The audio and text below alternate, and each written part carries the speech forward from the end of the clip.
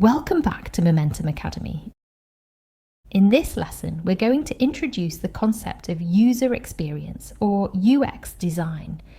This short introduction will clear up some misconceptions and give you the understanding you need to get started in UX design. Over the next few lessons, we will take a deep dive into UX. So if this is an area that you are yet to master, make sure you subscribe. Follow along with all the lessons. Before we jump into the practical tools, let's clear up some common misconceptions because UX isn't what most people think it is. Many people assume that UX means having a really good-looking app or website, or they think it's about making something that looks contemporary, like Airbnb or Uber. Some even think UX is about impressing people with incredible creativity or building something super techy and cool. But that's not what UX really means. User experience design is about understanding the user, their needs, their goals, their feelings, their frustrations, their capabilities, and their limitations. You'll often hear UX referred to as user-centered design, human-centered design, or interaction design. All of these terms describe the same idea, designing with the user at the center of every decision. It's not just about meeting the needs of the business or the developer, and it's definitely not about being cool for the sake of it. As UX designers, our role is to advocate for the user. We constantly ask, is this system usable? And does this make sense to the person using it? Our main concern is usability.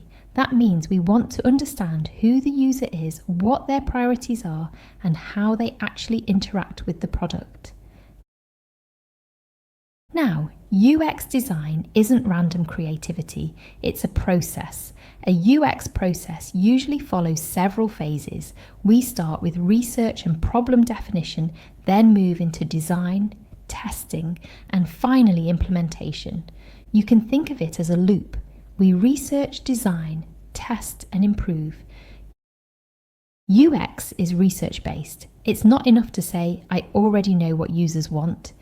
You need to prove it. You need to validate your assumptions with real data. That's why UX is both quantitative and qualitative. Quantitative data might tell you what people are doing, but qualitative research helps you understand why they're doing it.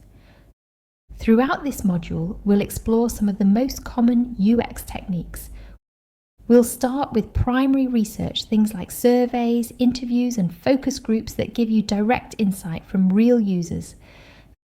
Then we'll move into secondary research like market and competitor analysis, where you can learn from what's already working in your industry.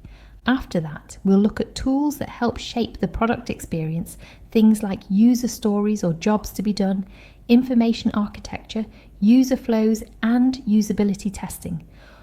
All of these techniques work together to make sure you're solving the right problem, not just designing a beautiful interface for its own sake. Remember, UX design begins with listening. You're not trying to make your product fit a problem. You're listening to understand the user's perspective, identifying what the real problem is, and designing to solve that. That's what good UX is all about: empathy, evidence, and usability. In the next lesson, we'll dive straight into our first UX research method, surveys, and see how to gather meaningful insights from real users.